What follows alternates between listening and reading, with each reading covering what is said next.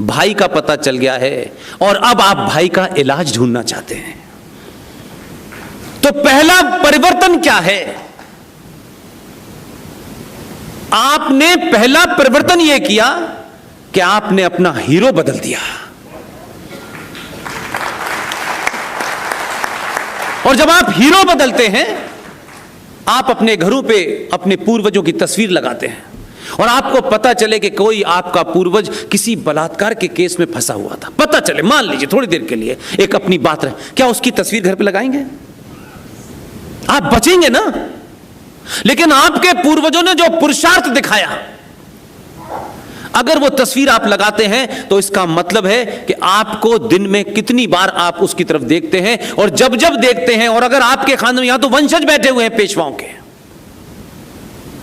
इनको देख करके इनके पूर्वजों का अंदाजा लगाया जा सकता है कि ये 2022 के भारत में इस पूना में पुष्पेन को बुला रहे हैं। इनको निजी तौर पे कोई फायदा नहीं होगा क्योंकि ये टिकट की लाइन में नहीं है, लेकिन घर के अंदर लगी तस्वीर के बदलने से कैसे आप समाज को बदलते हैं, इसकी जिंदा मिसालें मैं इसलिए देता हूं ताकि आपके अंदर एक ऐसी भावना पैदा हो जो सत्य पे आधारित हो और सच सुनने और कहने की हिम्मत आपकी बढ़े।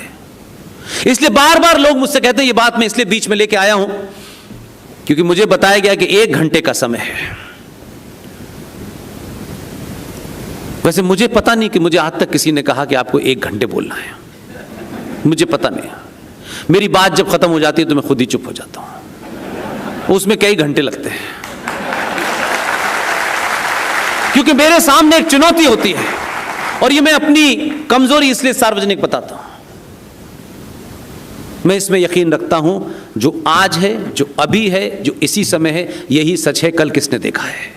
इसलिए अगर यहां लोग बैठे हैं तो मैं ज्यादा से ज्यादा तथ्य रख सकूं, कल पता नहीं कौन कहां होगा, नहीं होगा, कौन होगा, इसका रिग्रेट नहीं रहेगा कि मैंने ये बात वहां नहीं बताई, क्योंकि कुछ आयोजकों की समय की समस्या थी, तो मैंने उनसे कभी ये नहीं कहा कि मेरे लिए कोई विशेष प्रावधान करना है, मैं ऐसे ही रात भर बोल सकता हूं। बोलिए। इसलिए आज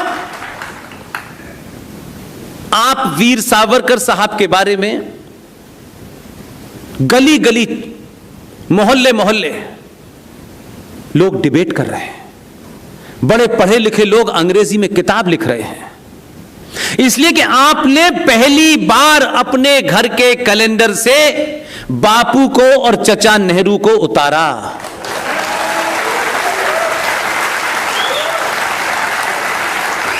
यह बिल्कुल वैसे ही बात है कि सेना के किसी अफसर से, सेना के किसी जवान से जो बॉर्डर पे खड़ा हुआ है, उससे आप ये उम्मीद करें कि वो सेना के ऊपर भाईचारा कायम करे। वो नहीं करेगा। भाई ने आंख उठाई, वो भाई की आंख बाहर निकाल लेगा, यही उसका कर्तव्य है।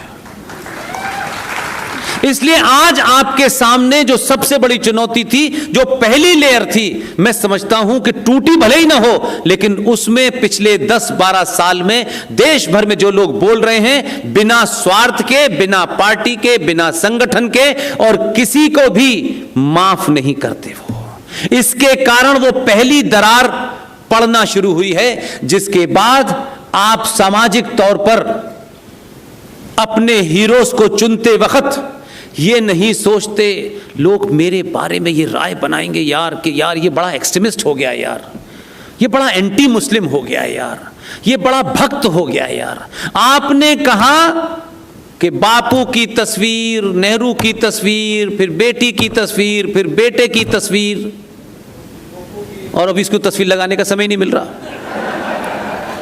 आपने जिस दिन अपनी उस साइकोलॉजी को बदला, यह थोड़ी गंभीर बात है। आप अपने किसी को माने, नेता को अच्छा बुरा, यह एक अलग इशू है। इस देश में जब भी पॉलिटिकल साइंस का स्टूडेंट हूं मैं, जब भी इस देश में इतिहास लिखा जाएगा और चाटुकार अगर नहीं लिखेंगे तो ये घटना इतनी बड़ी है जो 700 साल के बाद हुई है। मैं तथ्यों पे कह रहा हूं, लफ्ज़ नहीं कर रहा मैं। हम सब ने एक लंबे समय तक एडजस्टमेंट किया। हमको लगा कि हमारे किसी के कहने से, किसी की तारीफ करने से हमारे किसी से संबंध खराब हो जाएंगे, इसलिए हमने कायरों को, लालचियों को, दलालों को हमने अपना हीरो बनाए रखा। तो जब भी पॉलिटिकल कमेंटेटर इस देश का इतिहास लिखेंगे, अगर वो ईमानदार होंगे तो वो ये नहीं लिखेंगे कि ये देश 2014 में बदला, वो ये नहीं लिखेंगे। ईमानदारी इसमें दूसरी है। मैं उसको दूसरे तरीके से देखता हूं, क्योंकि मेरे लिए टारगेट राष्ट्र है, सरकार नहीं है। 2014 पैदा इसलिए हुआ कि जो समाज शाम को मुंह पे कपड़ा बांध ले, चींटी भी मर जाए तो इतना गिल्टी कॉन्शियस हो जाता था कि अपने मन में ही प्रायश्चित करता था। जब उसे लगा कि आज की परिस्थितियों में जो हमारे हत्यारों को उन्हीं की भाषा में, उन्हीं हथियारों से, उन्हीं तर्कों से, उसी लॉजिक के साथ जवाब देगा, वो ही हमारा हीरो हो सकता है। इसलिए 2014 पैदा हुआ कि समय आ गया है कि आपको बातों का जवाब बातों से और बंदूक का जवाब बंदूक से देना है। क्योंकि यह नहीं हो सकता कि कोई हमारा कत्ल करे और हम उसके सामने मंत्रों को उच्चारण करें कि सन 75 में तुम्हारे पिताजी हमारे दोस्त थे, हमारे पिताजी और हमारे दादा के बीच में बड़े अच्छे संबंध थे और हम तो भाई भाई हैं। इसलिए 2002 के नायक को आपने प्रधानमंत्री बनाया, इसलिए बनाया। और यह सच्चाई है, जो ताली ना भी बजाएं, मुझे उनका भी पता है कि सच तो यही है। हम कोई विकास वीर सिंह चौहान को नहीं ढूंढ रहे थे कि विकास कहां हुआ है। ये विकास की कहानी राजनीतिक तो हो सकती है, विकास में कोई वोट देता नहीं है। ये राजनीतिक जुमला अच्छा है, क्योंकि राजनीति में इन बातों को इसलिए कहना अच्छा होता है कि बहुत सारी बातें वो लोग नहीं कह सकते जो वोट मांगते हैं। इसलिए उनको यह कहना कि विकास भारत के लोगों को भा गया है। भारत के लोगों को विकास तभी चाहिए जब तक विकास वीर सिंह चौहान सुरक्षित है। और इसी का बदलाव और दबाव देखिए। पार्टी वार्टी कौन है मैं उसको नहीं जानता, वो तो एक सिंबल के तौर पे है। ये पार्टी तो पहले भी थी, तो 14 में ही ज्ञान प्राप्त हो गया था क्या? सब सूरमा ही पैदा हुए हैं, इसमें तो ऐसे भी लोग थे कि 2014 पैदा ना हो उसके लिए हवन करा रहे थे। आप जानते नहीं हैं, चुनौती अंदर बहुत है, क्योंकि उन दलालों की दुकानें बंद हो गई तो वो परेशान हैं। हम ये सब करने नहीं आए थे, तो वो एक पीछे का रास्ता बनाए हुए हैं अभी भी कि किसी तरीके से 180 आ जाएं तो हमारी दुकान चल जाए। लेकिन आपने भी जिद कर रखी है कि 2083 दिए, अब 303 दिए। दुनिया डर गई है कि 2024 में क्या होने वाला है। इसलिए सत्ताओं का बदलाव, यह बदलाव नहीं है, ये आपके बदलने के कारण सत्ताओं के ऊपर एक दबाव है। इसलिए मैंने कहा कि जिनकी गिनती 20 से 22 करोड़ है, उन्होंने कभी यह लालसा और इच्छा नहीं पाली कि हम एक दिन पार्लियामेंट में 300 आएंगे फिर हम कुछ करेंगे। उन्होंने इस देश की सत्ताओं के सामने हत्याओं से, मर्डर से, भीड़ से इस देश के तंत्र को, सत्ताओं को इतना झुकाया कि आपके सत्ताओं ने इस भारत के संविधान जिसे सुबह शाम भारत का संविधान सर्वोपरि है, पिछले 70 सालों का उठा करके आप निरीक्षण करें तो एक पैरेलल व्यवस्था इस देश में इस्लामिक जिहादी मुसलमान को खुश करने के लिए पैरेलल व्यवस्था खड़ी कर दी है, जो संविधान के खिलाफ है। लेकिन कोई नहीं बोलता है टिकट ना कट जाए कहीं हमारी, क्योंकि लोगों को टिकट की चिंता है, राष्ट्र की चिंता नहीं है। आप पूछ सकते हैं कि मैं क्या कहना चाहता हूं। भारत का संविधान 1950 में बना, हो गई बात। जैसा भी है उस पर डिबेट नहीं करना चाहता, मेरा डिबेट का कोई इंटरेस्ट नहीं है, खासतौर से संविधान पे। संविधान जिन्होंने भी 1950 में बनाया वही लोग पार्टी के ज्यादा थे, उसी मानसिकता के लोग ज्यादा थे। उन्हें अपनी सुविधाओं के अनुसार, क्योंकि सत्ता जाने वाली थी, तो भारत के प्रियम्बल, आप दुनिया का कोई संविधान उठा के देख लें, प्रियम्बल कहीं का बदलता नहीं है। प्रियम्बल जो होता है वो संविधान की आत्मा होता है। संविधान में समय समय पर अमेंडमेंट आते हैं और अमेंडमेंट के तहत उसमें बदलाव होता रहता है, वो समय के हिसाब से होता है, वो पूरी दुनिया में। लेकिन प्रियम्बल में बदलाव नहीं होता। प्रियम्बल कोई ऐसा ही नहीं है कि जल्दी जल्दी ट्रेन में बैठते हुए लिख दिया। लेकिन हमारे यहां क्या चुप्पी साधी हुई है समाज ने। आपकी चुप्पी के कारण ही वो इतने मुखर होकर झूठ बोलते हैं और आप चुपचाप सुनते रहते हैं। बाबा साहब अंबेडकर का संविधान, जब उस वक्त कॉन्स्टिट्यूशन असेंबली की बहसें चल रही थी, तब भी एक बीमारी किसी ने उठाई थी कि भारत का संविधान सेकुलर होना चाहिए। ये बीमारी उठाई थी, आर्काइव में जाके पढ़ लें, सब कुछ अवेलेबल है, सब मेरे पास है, ऐसा कुछ नहीं है। तब ये चर्चा में आया और लोगों ने खड़े होकर के, किसी ने नहीं, B.R. अंबेडकर जैसे बहादुर आदमी ने उसका जवाब दिया। इसलिए मैं कहता हूं कि किसी का सरनेम देख करके जब आप बात करेंगे तो फिर आप सच नहीं जानेंगे। किसका सरनेम क्या है क्या नहीं है, यह मेरे लिए कतई महत्वपूर्ण नहीं है। B.R. अंबेडकर ने कॉन्स्टिट्यूशन असेंबली की बहस में यह साफ साफ कहा कि भारत अनादिकाल से अनेकों प्रकार की यहां पे सभ्यता आई, मत आए, विचार आए, उसने भारत में अपने आप को बढ़ाया, यहां तरक्की की।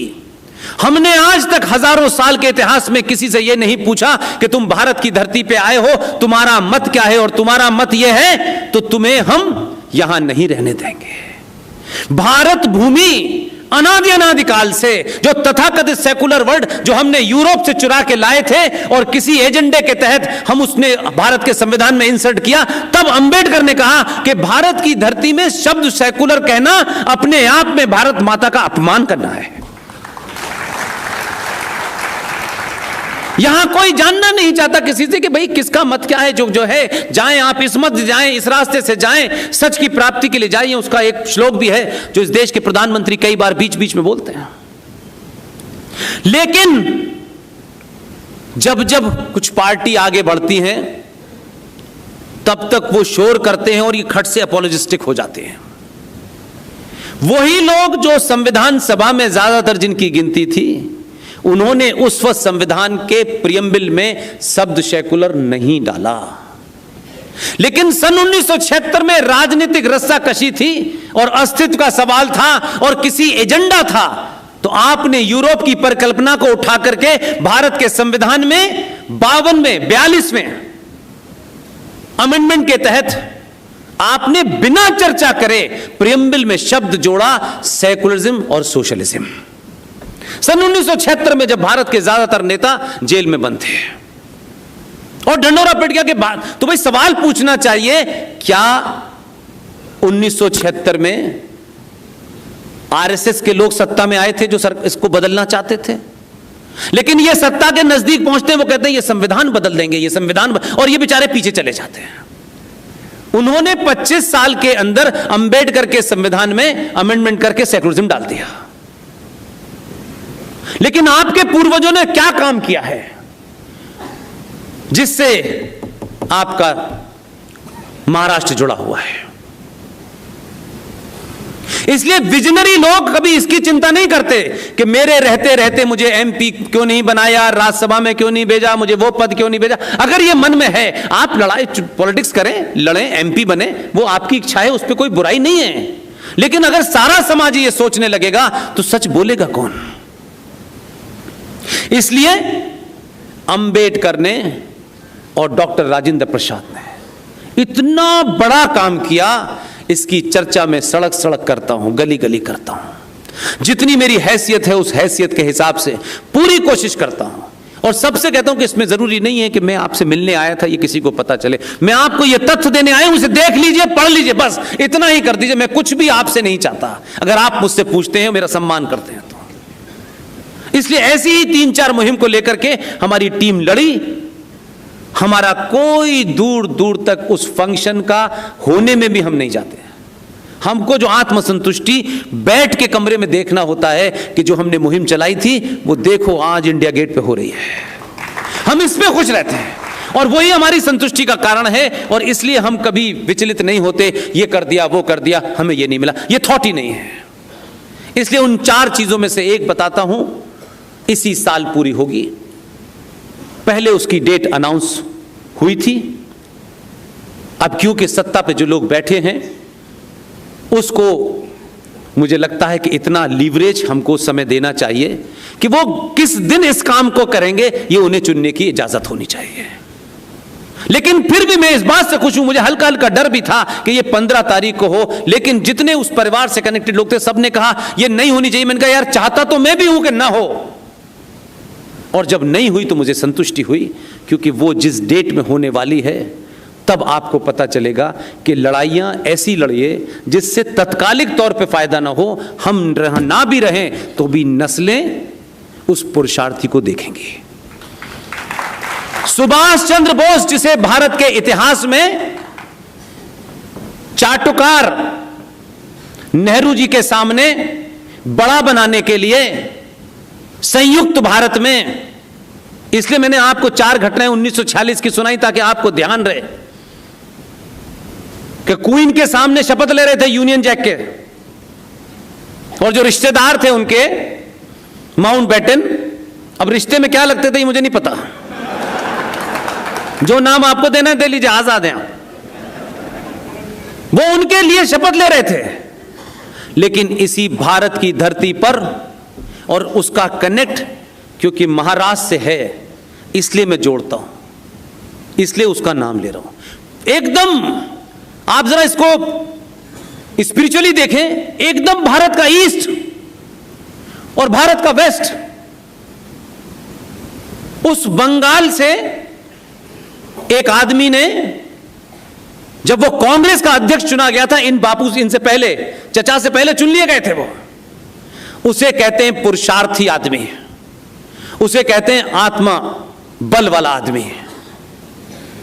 वो कांग्रेस के अध्यक्ष चुन लिए गए, लेकिन ब्रिटिश साम्राज्य के खिलाफ उन्होंने एक क्रांति की नींव रखी थी।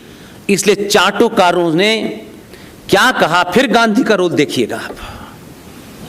वो चुन लिए गए, अध्यक्ष बन गए, बापू गए उनके पास, सुभाष तुम इस्तीफा दे दो।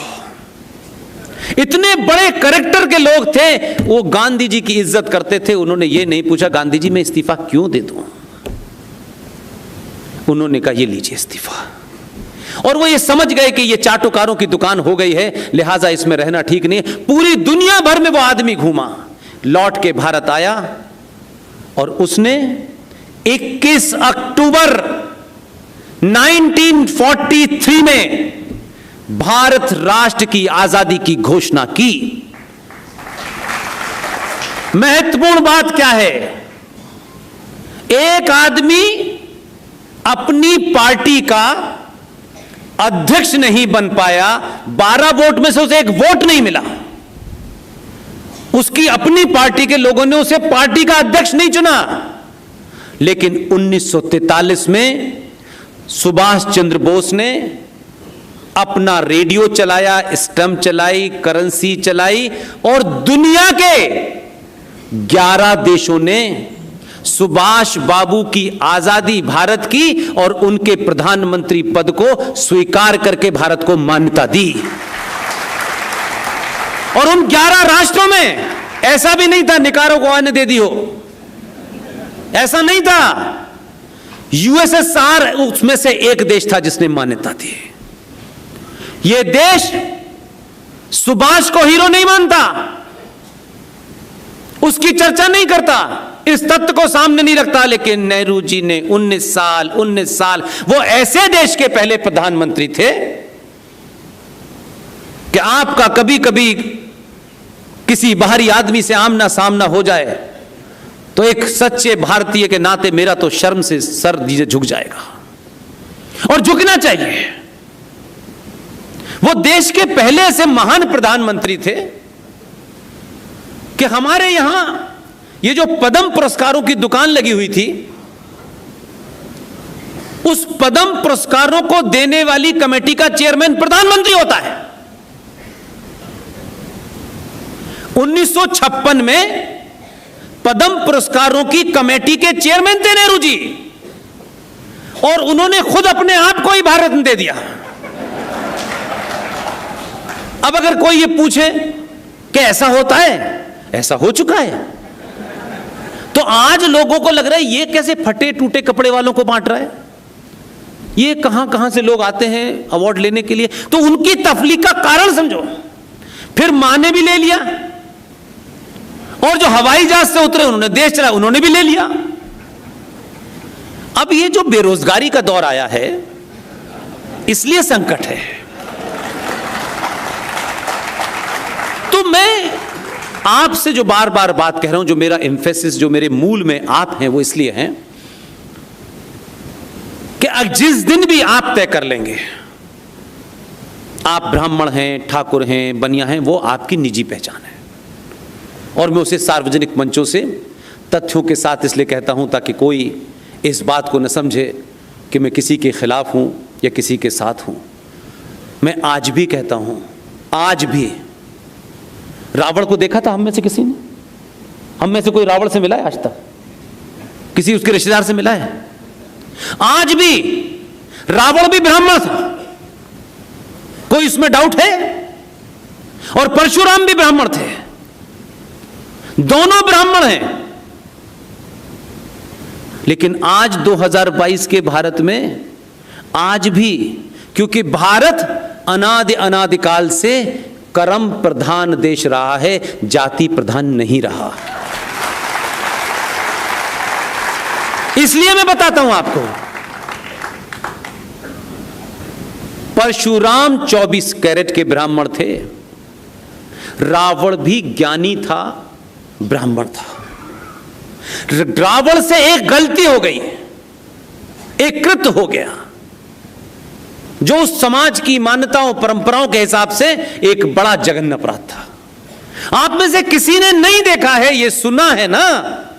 आप देखिए, ये चरित्र भारत के अंदर ही मिलता है कि आज भी रावण के उस कृत्य के कारण रावण आज भी चौराहे पे जलाया जाता है। परशुराम अपने कृत्य के कारण मंदिर में पूजे जाते हैं। और पैराडॉक्स देखिए, जो लोग जाति की बहुत बात करते हैं, राम क्षत्रिय थे, यही बताया गया हमें। रावण के उस कृत्य के कारण एक क्षत्रिय ने रावण को दंड दिया और उनकी मृत्यु हो गई। आज तक ये जो ब्राह्मणवाद की दुकानें चलाते हैं लोग, उनको मैं बताना चाहता हूं, आज भी भगवान राम जो क्षत्रिय हैं, जिन्होंने रावण का वध किया, आज भी हमारा समाज, चाहे वो ब्राह्मण हो, ठाकुर हो, बनिया हो, आज भी कोई राम को जो क्षत्रिय हैं उन पे ब्राह्मण वध का आरोप नहीं लगाता है, नहीं लगाता है। और उस ब्राह्मण को देखिए, वही ब्राह्मण आज भी सदियों से उसी राम की मंदिर में पूजा करता है। और वही ब्राह्मण वाल्मीकि की लिखी रामायण को ही अंतिम मानता है, शर्मा जी की लिखी हुई नहीं मानता। यह है भारत की ताकत। इसलिए परशुराम जब यह कहते हैं जन्म जायते शूद्र, मनुष्य जन्म से शूद्र पैदा होता है, अपने कर्मों से ब्राह्मण बनिया ठाकुर बनता है। इसलिए हमारे समाज में जिसको ज्ञान प्राप्त हो गया, अब यहां एक बारीक सी लाइन है, क्योंकि आप मैकॉले के स्कूलों में पढ़ के आए हैं, इसलिए उस लाइन को समझाना चाहता हूं। शिक्षा और ज्ञान में जमीन आसमान का फर्क है। 3 घंटे का अच्छा ठीक से पेपर दे दिया, तुक्का लग गया, सारे सवाल ठीक हो गए, वो आईएएस बन गया, तो वो भाई ज्ञानी नहीं हो गया। ज्ञान आपको हमारे जो इतिहास बताता है, ज्ञान मंदिर में मिलता है और शिक्षा स्कूल में मिलती है। इसलिए हम कहते हैं ये बहुत ज्ञानी आदमी, तो समझते हैं इसको सारे फिजिक्स के फॉर्मूले याद हैं, इससे ज्ञानी नहीं होता। तो ज्ञान की हमारे यहां हमेशा पूजा हुई, वो कोई हुआ। इसलिए आज 2022 के भारत में कोई बता सकता है कि बिहार की राजधानी पटना में सबसे बड़ा मंदिर है, जाइए जरा पूछिए जरा, उस मंदिर का मेन पुजारी दलित है। किसी ने पूछा उससे कि यह दलित है, इससे प्रसाद नहीं लूंगा।